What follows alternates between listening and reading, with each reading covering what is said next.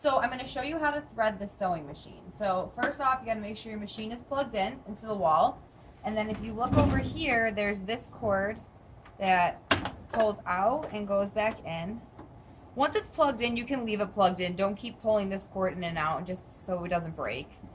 And then there is something called the foot pedal. This is your foot pedal. This is what you guys like to call the gas pedal. It is not a gas pedal, it is a foot pedal. All right, so let's talk about the parts of the machine. So first we have our spool pin, which is up here. So I'm going to take my spool pin, I'm going to raise it up. And then as we thread our machine, we're going to keep going through. You're going to see numbers on the machine. So this says 1, this says 2, up here is 3, and here is 4. So I don't know if you can kind of see those numbers. 1, there's one that says 2, and there's 4 next to it, and then there's a 3 back up top. All right.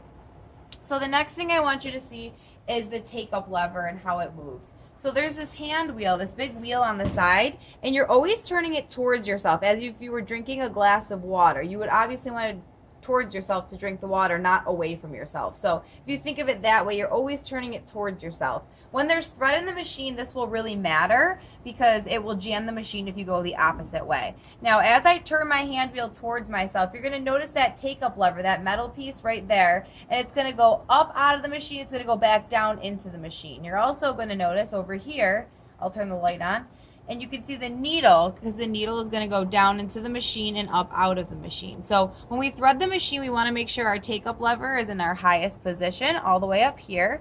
And we also want to make sure that our foot, or our presser foot, this is called a presser foot, is in the up position. So if I look down and I look towards the back of the machine, you'll notice that there's a black lever right here, if you guys can see that black lever. So to put it down, and then it goes up. When you're sewing, it should be in the down position, but while we're threading the machine, it will be in the up position. Notice how you don't hear a noise when I do this. Don't just slam it. Eventually it would, you know, it could loosen the bolts and break the machine. So just do it gently. So I'm going to turn the machine back towards me, and I'm going to talk about the bottom parts of the machine. So if you open this little door, you kind of just push down on the door. There's something called the bobbin case in here. Our bobbin is our bottom string. So if I take this little metal piece and I pull out just a little bit with my finger, and then this pulls out, you're going to notice that there is an arm on the bobbin case. This arm always goes in the machine facing upward. You're also going to notice inside the machine that there's a little notch right there, and the arm actually fits right into that notch. Now, you're also going to notice that there's a bobbin inside the bobbin case, which when we get to this point on threading the machine, I will show you how to put these two things together. So I'm going to just leave that out for a minute and put it back. One more thing, or two more things I want to show you. One is the throat plate. This is the metal throat plate. You'll notice that there's numbers. It says 20, 15, and 10. During this project, I may ask you to line your fabric up with one of these numbers. I'll say the 15 or the 20. So that is what that means. You're lining it up with the numbers on the throat plate. If you look at the front of the machine, these are stitches. So your machine should be at A, which is going to be your straight stitch. It should also be at 3. That's the length of your stitches, how far apart they are from each other. The lower the number, the closer they are, and the bigger the number, the farther apart they are. If you make them too close together, if you make a mistake and have to rip them out, it'll be almost impossible. And if you make them too big, what's going to happen is the project will fall apart on you. This last button right here is called a back stitch button. If you hold that button down with your finger, you really got to hold it down, the machine will sew backwards, and that's how you tie a knot on the sewing machine. All right, now let's talk about threading it. So I'm going to first take my spool of thread, and I'm going to find, this one's not open yet, it's brand new.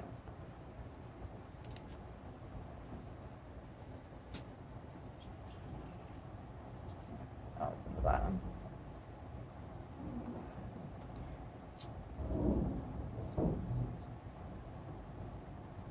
Okay. So, if you look at your spool of thread, there's a center hole, and then there's these little, they're not holes, they're more of, I don't know what kind of shape that would even be, but that shape. So you want to take the center hole, and you want to make sure that that goes onto the machine like this. So your spool pin, this rises up, it goes down as well. Make sure you keep it in the up position though, and your thread goes on there like this. Then you're going to come and you're going to follow the numbers. So step number 1 is to go around this metal handle right here. It goes around the handle. Then it goes down the front of the machine. Now you're going to go around number 2 and then back up the front of the machine. Now, when you go from the right to the left on the take-up lever, you make sure this is in the up position. You go from the right, you just kick the string over to the left, and then you come back down the machine. As you do that, you're going to notice that there's a hole or a notch right in the take-up lever, and my thread sits inside of there. That is going to be important. If the thread doesn't sit inside of there, the machine will not work properly.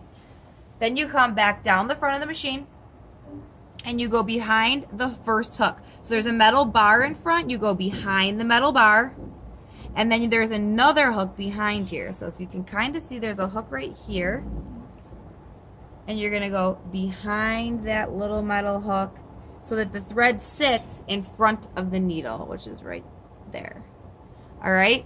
Now, the next step, you want to make sure that you have a decent amount of thread. So you just pull the thread a little bit, and you're going to actually make a fresh cut with your scissors.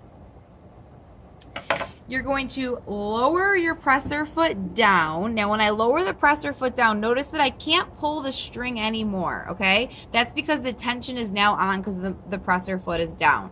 But it's going to be easier to thread the needle. So there's a tiny hole on the end of the needle, and you have to make sure you always go from front to back. So front to back, I put the thread through the needle, and I will pull. Then I'm going to put the presser foot back up so that I can easily pull thread out from the machine. Now, the bottom part. So if we look back down to our trap door over here, I'm going to open my trap door. I already took my bobbin case out. I already showed you how to do that. I'll show you one more time. I'll take it out and put it back in. You'll hear a click when it goes in.